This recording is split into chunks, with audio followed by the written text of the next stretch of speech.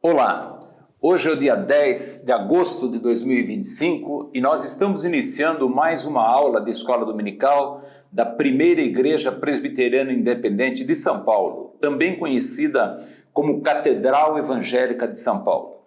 Eu não sei onde e nem quando você estará assistindo esta aula, mas a qualquer tempo ou lugar, o desejo é que a paz de Cristo esteja com você e com os seus. Vamos orar nesse instante.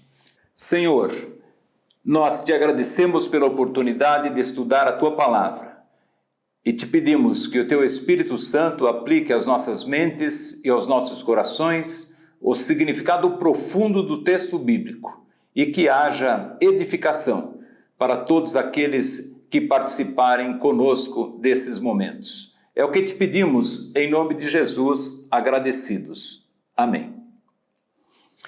Nós estamos estudando neste quadrimestre uma nova série, a série Conflitos da Vida.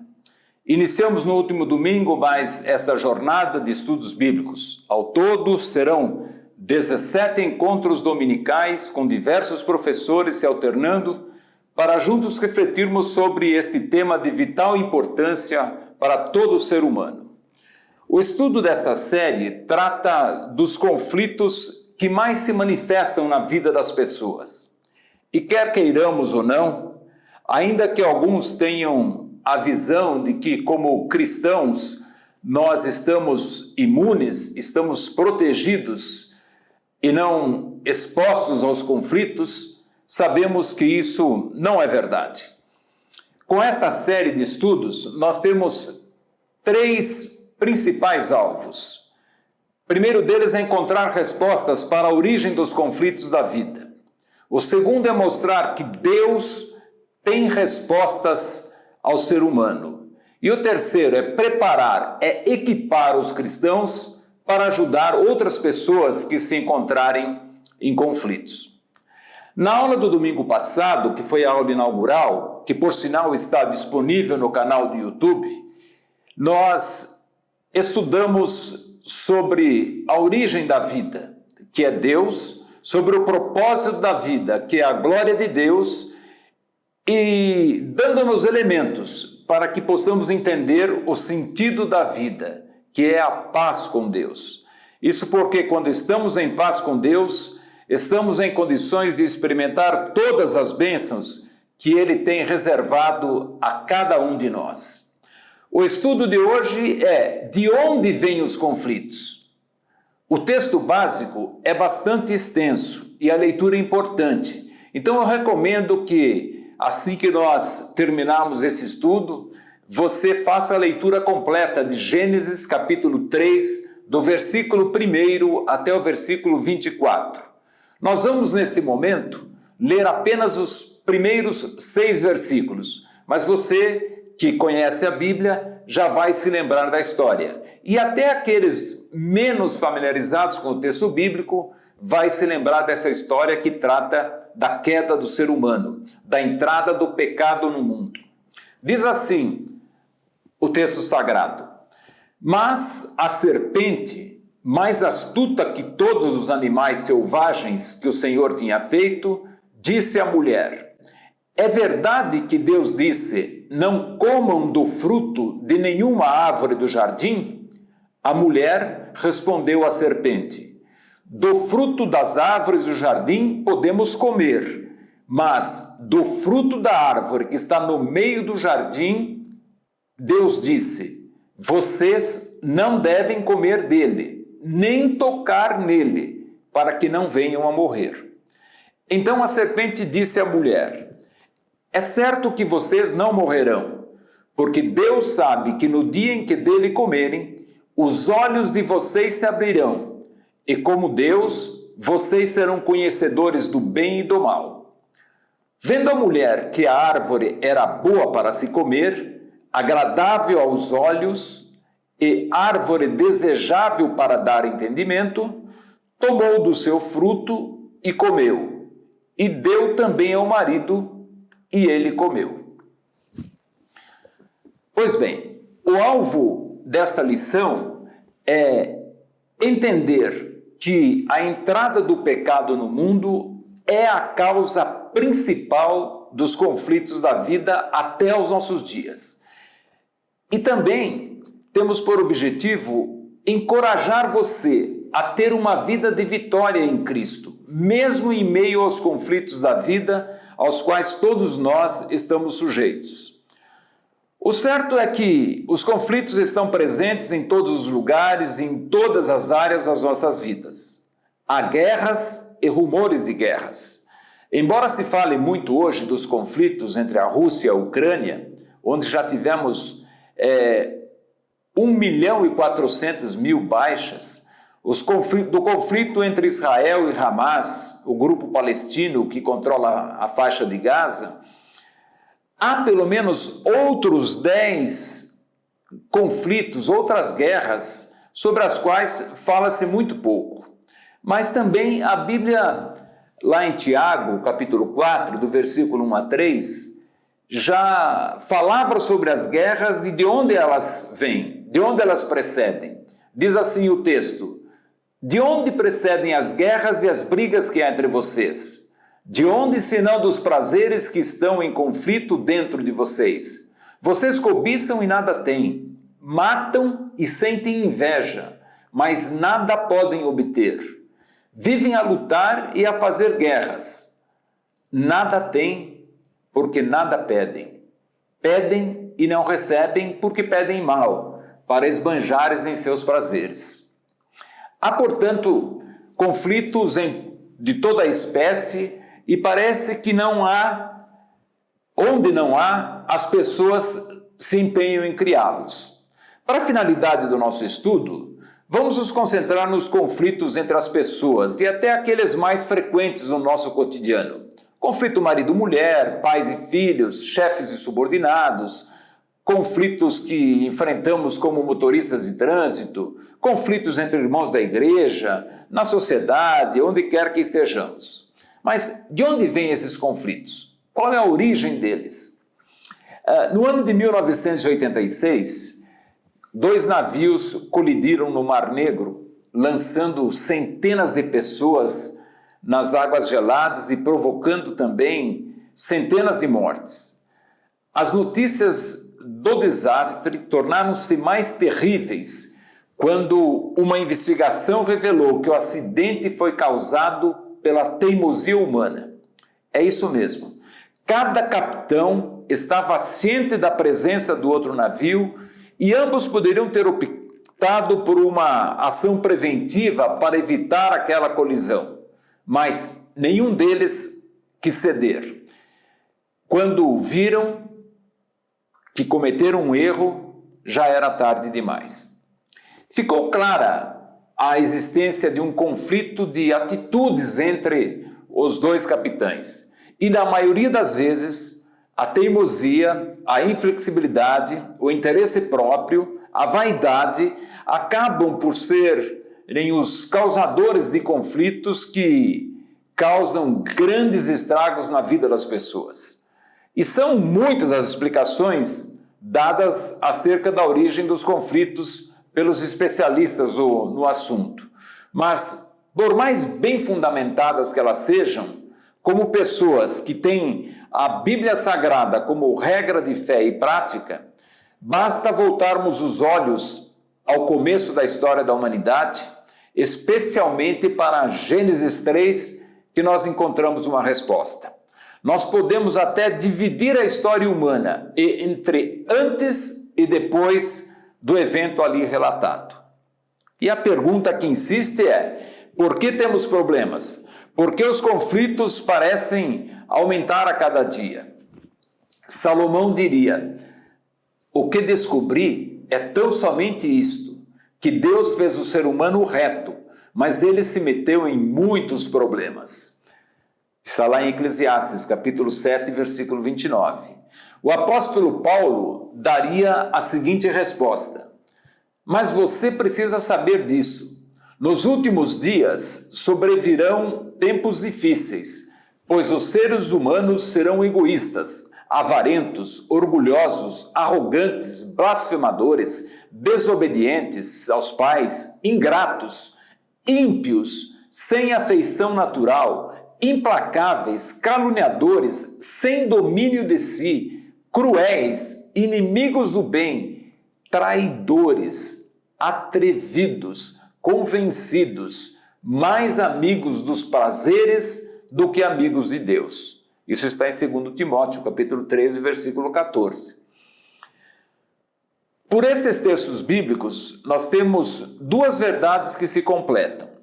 A primeira é que os nossos problemas são resultado da nossa desobediência. E a segunda confirma que o comportamento pecaminoso, ele prejudica a nós e prejudica também o nosso próximo. É importante algumas considerações sobre o texto de Gênesis capítulo 3, do versículo 1 ao 24, que nós lemos apenas uma parte, sendo certo que este é um relato riquíssimo em detalhes e que seria possível nós nos determos em cada um dos pontos que nos chama a atenção. Como sabemos, esse texto, segundo a tradição judaica, é de autoria de Moisés. Moisés é o autor do livro de Gênesis. E há duas coisas importantíssimas a serem consideradas inicialmente.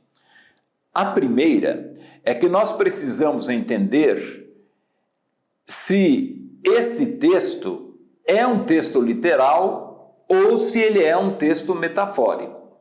Muitos afirmam que é metafórico e não histórico, mas não é nisso que nós cremos. O problema é que definir este livro como um texto metafórico seria equivalente a dizer que Adão e Eva não existiram e que eles apenas são uma lenda, um mito, o que não é verdade. E se Adão e Eva não existiram, todo o restante das Escrituras fica comprometido, porque se eles não existiram, nós teríamos também que dizer que não houve queda, que não houve pecado original, e se não tem pecado, não precisamos de um Redentor. Se Adão e Eva não existiram, então Jesus se equivocou ao referir-se a eles. Portanto, nós não podemos aceitar a opinião dos teólogos liberais, vamos chamar assim, quanto a isso, porque eles, na realidade, não têm um compromisso com a inspiração e a inerrância da palavra de Deus. Na nossa teologia cristã, protestante, calvinista, presbiteriana independente, nós cremos e afirmamos que este é um texto histórico. Adão e Eva existiram e houve queda. A segunda coisa é que precisamos pensar é que a queda ocorreu depois da criação e não antes. Deus terminou a criação física e viu que tudo era bom. Tudo foi criado e tudo estava perfeito. Pois bem, nós não conseguiríamos entender a origem dos conflitos, que é o tema do nosso estudo de hoje, sem olhar para esse texto. Estamos diante de um dos mais importantes capítulos da Bíblia. Sem o relato que temos aqui, nós seríamos incapazes de entender a causa da maldade e da perversidade generalizada das pessoas. Nós teríamos dificuldade para entender a experiência universal do sofrimento, da dor e da doença, e para entender a realidade da morte para todos. E de onde vêm essas coisas? Qual a origem? Por que a humanidade está assim como está? Por que os conflitos estão cada vez mais presentes entre nós? Por que nós sofremos, morremos e passamos por dificuldades? No capítulo anterior do texto lido, Moisés fez um relato detalhado sobre a bondade de Deus para com o homem que ele havia criado, a começar por colocá-lo naquele jardim maravilhoso e ter-lhe dado uma companheira, uma auxiliadora, que era semelhante a ele. Entretanto, mesmo diante de tão grande benevolência da parte de Deus, nós vemos de forma surpreendente aqui no texto a grande ingratidão do homem e de sua mulher para com o Criador. Vamos ver alguns aspectos interessantes deste trecho que nós lemos. Aspectos curiosos na realidade. O texto começa dizendo: mas a serpente, mais astuta que todos os animais selvagens que o Senhor tinha feito, disse à mulher. O verso começa com mas. Mas é porque o que irá acontecer está em contraste com o que vem anteriormente, ou seja, que o homem e a mulher estavam nus e não se envergonhavam. Eles estavam num estado de inocência e pureza, que lamentavelmente terminaria logo em seguida. E o processo da queda começa com o aparecimento desta serpente no meio do jardim. Note que Moisés se refere a ela como sendo um animal selvagem. Ela era a mais astuta de todos os animais selvagens. Um detalhe: até aquele momento, aparentemente, a serpente não era um animal como a cobra que nós conhecemos hoje, porque ela não estava classificada entre os animais que se rastejam sobre a terra. Isso vai acontecer depois, como parte da consequência do ato praticado. Era de todos os animais, de todos os selvagens, o mais astuto, o mais esperto. E Deus a criou desta forma. Talvez por isso mesmo ela tenha sido escolhida para manifestar aqueles poderes malignos que apareceram no jardim e que nós vemos aqui no texto e sabemos quais foram as consequências. O apóstolo Paulo, ele se refere a esta passagem em 2 Coríntios, no capítulo 11, versículo 3, dizendo que a serpente enganou Eva com a sua astúcia. Ele diz isso lá no Novo Testamento, fazendo uma leitura histórica desse texto de Gênesis 3. É importante dizer isso aqui, desde já, porque muitos, quando se deparam com esse texto, perguntam: mas como? Vocês acreditam mesmo que uma cobra falou? O problema, a bem da verdade, não seria com Gênesis 3, mas com Gênesis 1, capítulo 1, que diz que no princípio Deus criou os céus e a terra. Ora, se nós cremos nisso, não deveríamos questionar nem ser questionados por esse relato. Se para um Deus que do nada, simplesmente pela sua palavra, criou o universo e ao final viu que tudo era muito bom, qual seria a dificuldade de fazer um animal falar? Não é mesmo? Os que questionam este fato da serpente falar, questionam também o fato de Jonas ter passado 3 dias e 3 noites no ventre de um peixe, assim como questionam outros milagres bíblicos. Na realidade, eles não têm um problema com a Bíblia, com o texto sagrado. Eles têm um problema com Deus, com esse Deus que nos é apresentado nas Escrituras, no qual nós cremos. E se cremos no Deus do Gênesis capítulo 1, versículo 1, não deveríamos ter dúvidas aqui em relação ao Gênesis 3. Outro detalhe é que a serpente falou com a mulher. Nós não sabemos por que razão a mulher foi a escolhida. A Bíblia não diz esse motivo.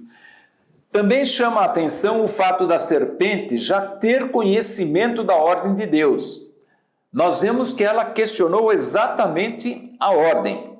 Ela era um animal diferenciado, como nós falamos, e fez uma pergunta capciosa à mulher, com o propósito, claro, de lançar dúvidas sobre a bondade de Deus. A mulher até tentou resguardar a vontade de Deus, mas logo começou a cair na armadilha.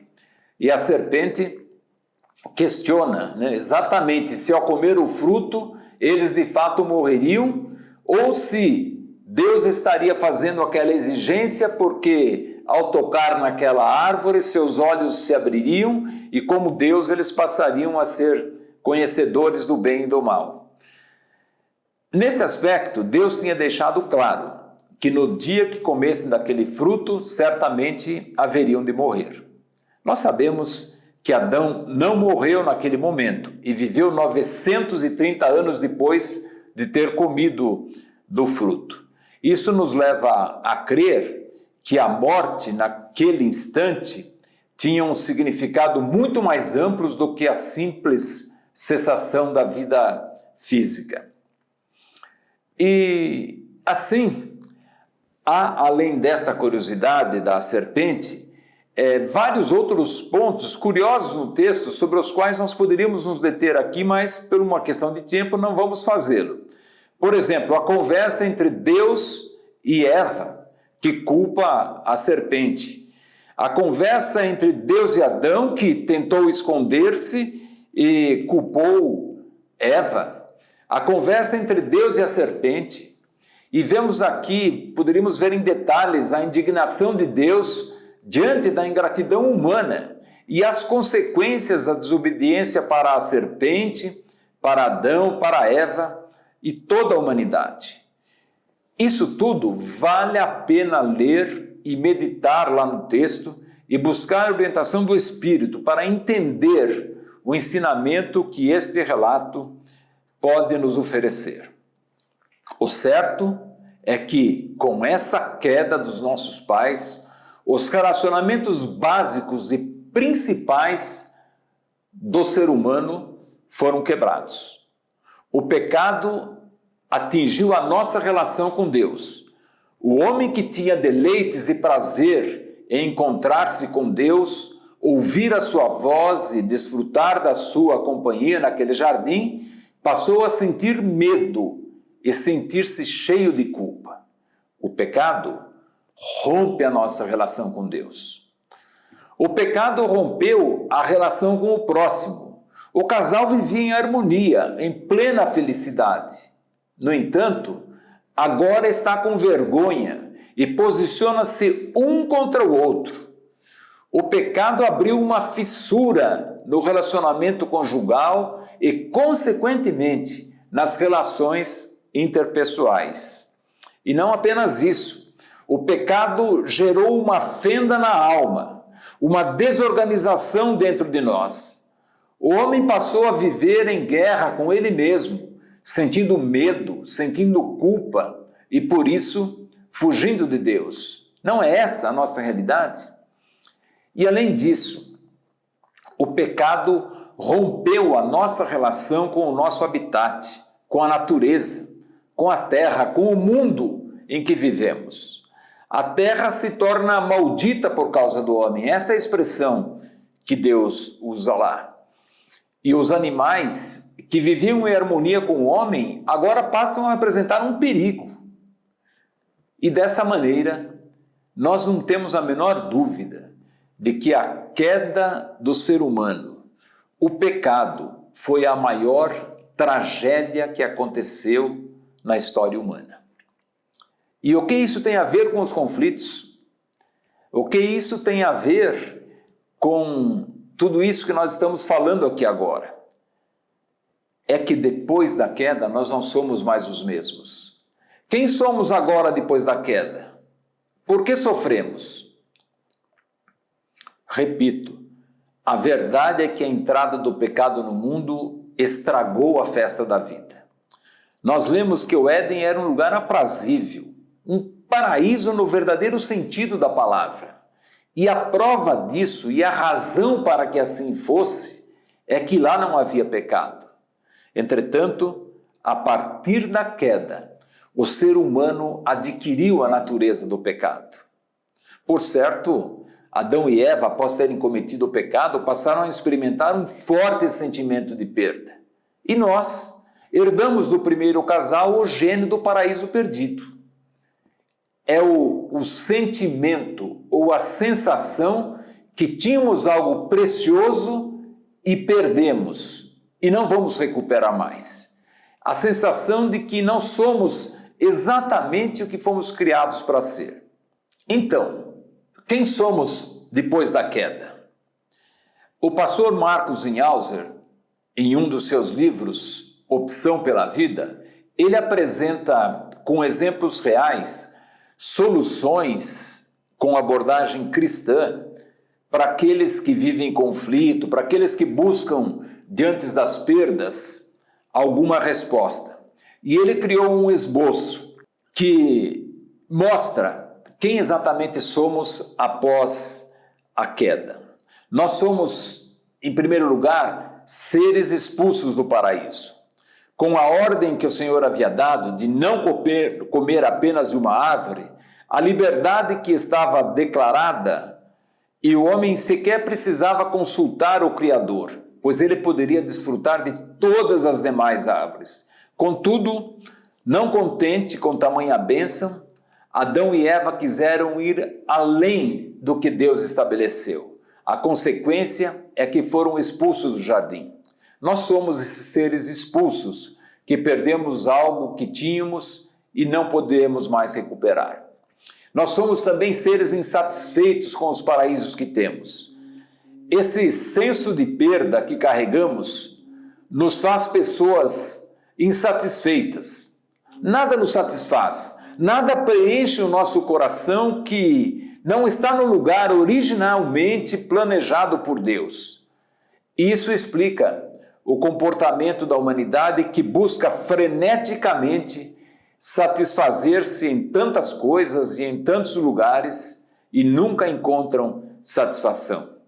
Busca-se satisfação em muitas fontes, mas a sede só aumenta, a menos que possamos nos deparar com a fonte da água viva, que é Jesus Cristo.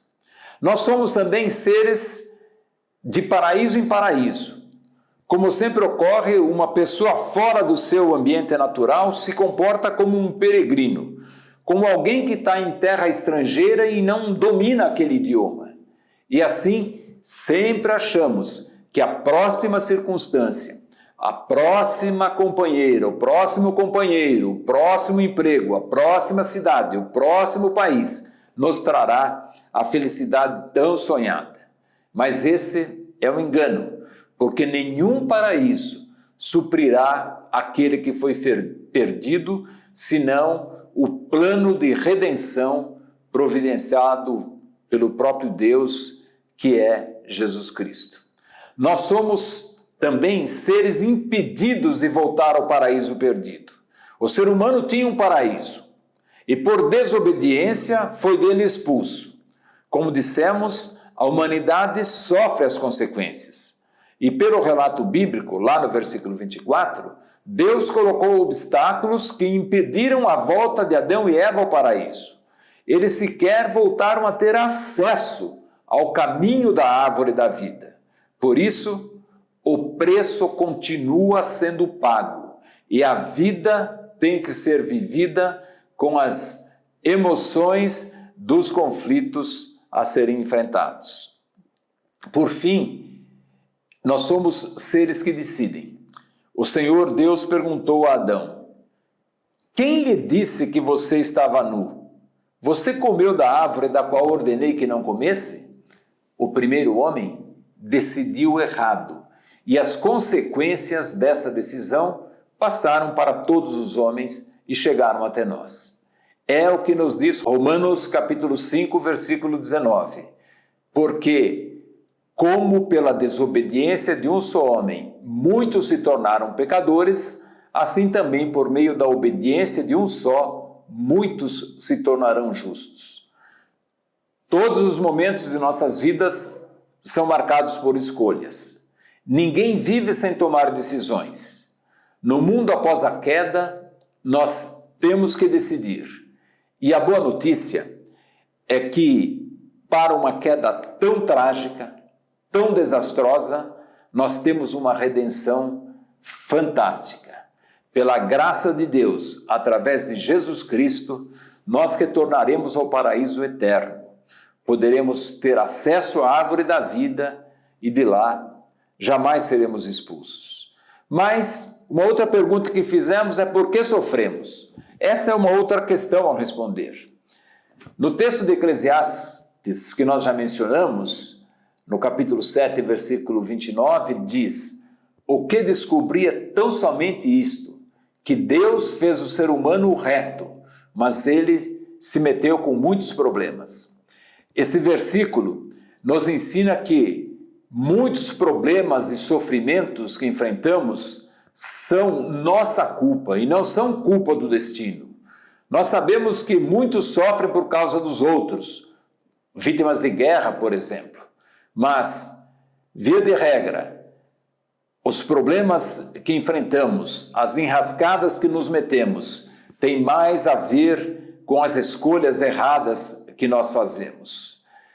O que sabemos é que na sua condição original, ou seja, na primeira versão do homem, Deus o fez reto. Mas, como o texto nos mostra, ele se corrompeu e perdeu o seu estado de inocência, perdeu o seu estado de santidade, como relatou o nosso texto básico. E as consequências dessa queda, elas são conhecidas. Mas já caminhando para o final, vale a pena destacar algumas. Primeiro é que nós vivemos numa terra que tem sofrido e vai sofrer as consequências dos estragos feitos pela humanidade. O segundo é que a humanidade é decadente. O texto já mencionado de 2 Timóteo, capítulo 3, versículo de 1 a 5, é claro nisso.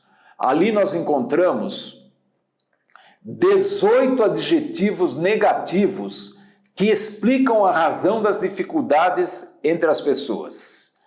Nós já lemos esse texto, veja lá o que Paulo escreveu em 2 Timóteo, capítulo 3, do versículo 1 a 5. Um outro aspecto é a religiosidade aparente.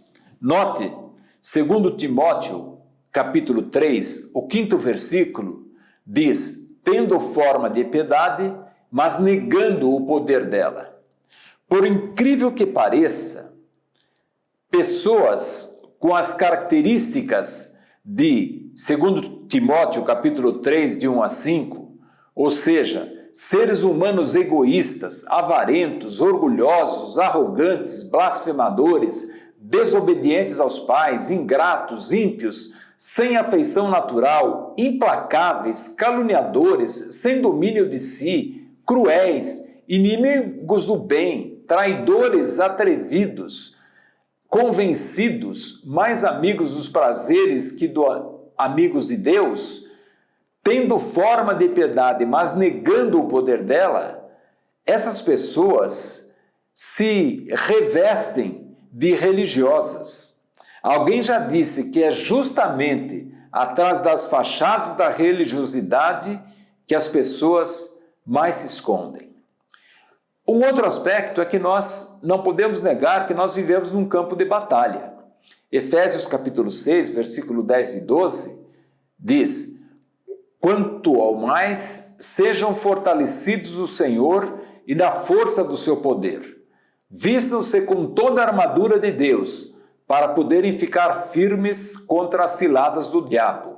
Olhem bem, porque a nossa luta não é contra o sangue e a carne, mas contra os principados e as potestades, contra os dominadores deste mundo tenebroso, contra as forças espirituais do mal nas regiões celestiais. A existência do inimigo que enfrentamos, à luz da palavra de Deus que cremos, não pode ser negada. Esse inimigo é poderoso, é maligno e é astuto. Vale lembrar que o diabo pôde oferecer a Jesus todos os reinos desse mundo, e o Senhor Jesus o chamou de príncipe desse mundo. É esta mesma força maligna que investiu sobre Eva, provocou a primeira queda, provocou a entrada do pecado ao mundo e que nós hoje, e toda a humanidade arca com as consequências.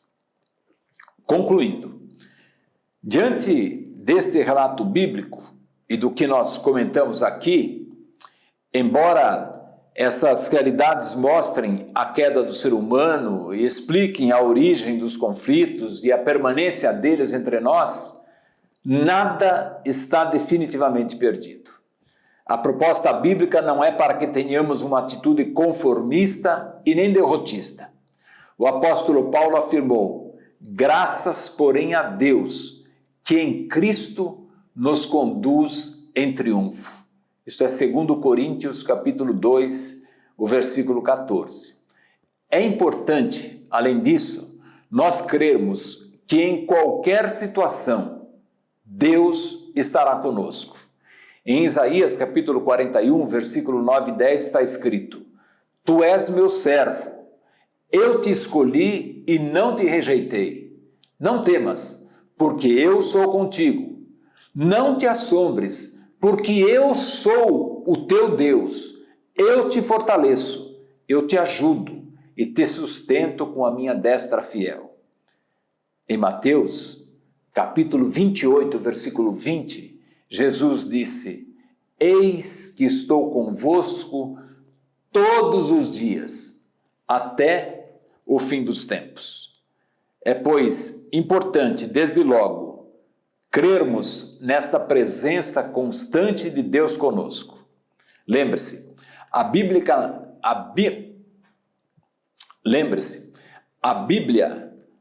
nunca garantiu que nesta vida não teríamos conflitos, mas nos garante que ao passar por eles, Deus sempre estará conosco.